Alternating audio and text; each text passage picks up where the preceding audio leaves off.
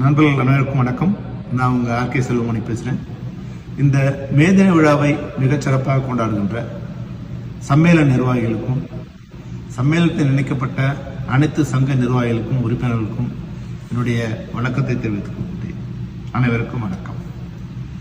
இந்த மே தின விழாவில் நான் உங்களோட கலந்து கொள்ள முடியாமைக்கு என்னோட வருத்தத்தை தெரிவிச்சுக்கிறேன். உங்கள் எல்லாருக்கும் தெரியும், என்னுடைய மகள் அமெரிக்காவில் படிக்கிறாங்க. அவங்க இந்த இயர் 4th இயர் அவங்க ஃபைனல் இயர் முடிக்கிறாங்க. அவங்க யூனிவர்சிட்டியில் ஒரு பெரிய அவார்டு வாங்கியிருக்காங்க. அதுக்காக பேரண்ட்ஸை அவங்க இன்வைட் பண்ணியிருக்காங்க. அதுக்காக நானும் என் ஒய்ஃபும் அமெரிக்காவுக்கு வந்திருக்கோம். அதுபோல் அடுத்த மாதம் அவங்க இந்த மாதம் மே மாதம் கிராஜுவேஷனாக வராங்க. அந்த ஃபங்க்ஷன்லையும் நான் கலந்துக்கணும்னு சொன்னதால் என்னால் அவாய்ட் பண்ண முடியல. அதனால் என்னோடய வருத்தத்தை தெரிவிச்சுக்கிறேன். இந்த மே தின விழா மிக சிறப்பான விழா. உங்கள் எல்லாருக்கும் தெரியும், இது தொழிலாளர்கள் தினம். இந்த தொழிலாளர்கள் தினத்தில் தொழிலாளர்கள், படைப்பாளிகள் அனைவரும் ஒன்றிணைந்து இந்த விழாவை மிக சிறப்பாக கொண்டாடுறோம். இந்த விழாவில் கலந்துக்கிட்ட தயாரிப்பாளர் சங்கத்தை சேர்ந்த நிர்வாகிகளுக்கும், நடப்பு தயாரிப்பாளர் சங்க நிர்வாகிகளுக்கும், அதுபோல் தானுசாருக்கும் என்னுடைய மிகப்பெரிய நன்றி. அதுபோன்றே நம்மளுடைய மே தின விழாவுக்கு சிறப்பு விருந்தினராக வருகை தந்துள்ள நமது முன்னாள் தலைவர் திரு வி.சி. குகநாதன் அவர்களையும் அன்போடு வருக வருக என்று வரவேற்கின்றேன். குகநாதன் சார் நம்ம பையனூர் லேண்டில் ஒரு சின்னதாக ஒரு புள்ளி போட்டிருந்தார். இன்னைக்கு அது ஒரு மாபெரும் சுத்தா எஃப்சிக்கு மாறி இருக்கு.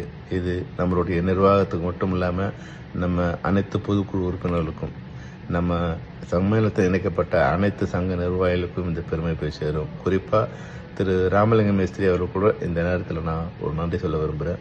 ஏன்னா அவரோட பெரிய முயற்சியால் இன்னைக்கு அது ஒரு பெரிய ஒரு சொத்தா எஃப்சிக்கு மாறி இருக்கு. நான் இல்லாத இந்த நிலையில் கூட இந்த விழாவை மிகச் சிறப்பாக முன்னேறி நடத்துகின்ற சாமிநாதனுக்கும், செந்தில்குமாருக்கும், அசோக் மேத்தாவுக்கும், தீனாவுக்கும் என்னுடைய சிறப்பான வணக்கத்தை தெரிவித்துக் கொள்ள விரும்புகின்றேன்.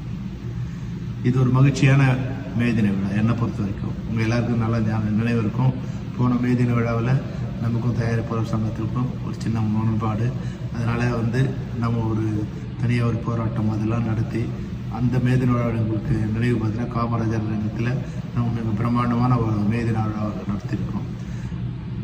அன்றைக்கு முரண்பட்டிருந்த தயாரிப்பாளர் சங்கமும் எஃப்சியும் இன்றைக்கு ஒருங்கிணைந்து ஒரே மேடையில் நம்மளை வாழ்த்துவதற்காக நம்ம தயாரிப்பாளர் சங்கத்தை சேர்ந்த நிர்வாகிகள் வந்திருக்காங்க. அவங்களுக்கு என்னுடைய நன்றி. இந்த தயாரிப்பாளர் சங்கத்தையும் எஃப்சியும் ஒன்றிணைத்ததில் தானுசாருக்கும், நம்ம ராதாகிருஷ்ணருக்கும், அதுபோல் கதிரேசனுக்கும், கமலக்கண்ணனுக்கும், கஃபாருக்கும் என்னுடைய தாழ்மையான நன்றியை தெரிவித்து விரும்புகிறேன். ஏன்னா அவங்க இல்லைன்னா இந்த இணைப்பு நடந்திருக்காதுன்னு எனக்கு தெரியும்.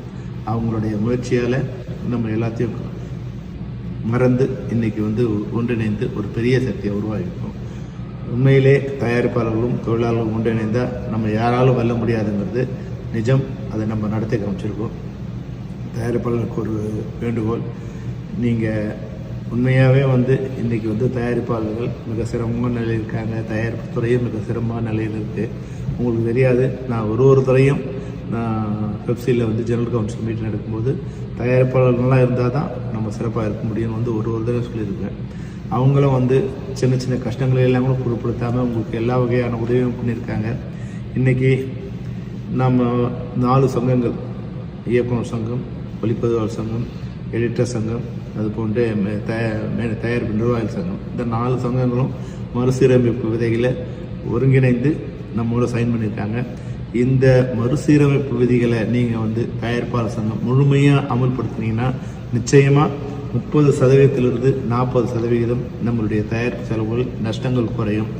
அதுபோன்றே விரைவில் காஸ்டியூமும், மேக்கப்பும், டான்ஸு, ஃபைட்டு, ஆர்ட் டைரக்டர்ஸ், இந்த 5 அதுபோல் மியூசிக், இந்த 6 சங்கங்களை கூட நம்ம விரைவில் மறுசீரமைப்பு விதிகளை நம்ம கையெழுத்திடலாம். அதுக்கு நிச்சயமாக எல்லாரும் ஒத்துழைப்பாங்க.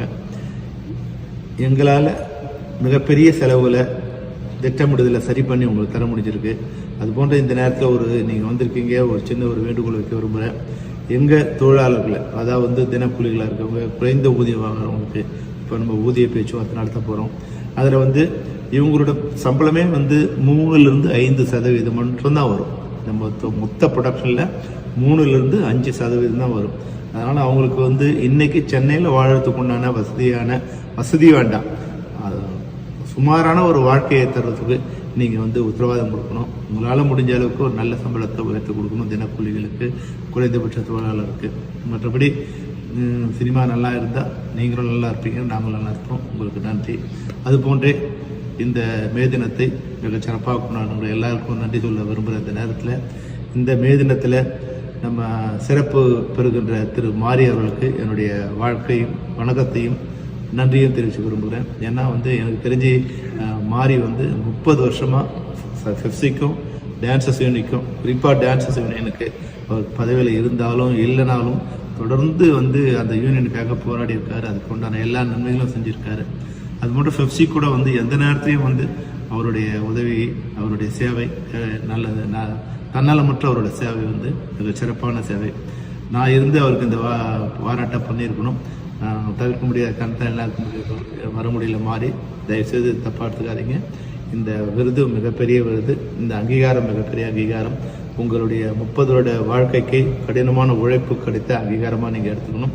தொழிலாளர்கள் அனைவரும் ஒன்றிணைத்து உங்களுக்கு இந்த மரியாதை செலுத்துகிறாங்க. ஆல் த பெஸ்ட் மாறி.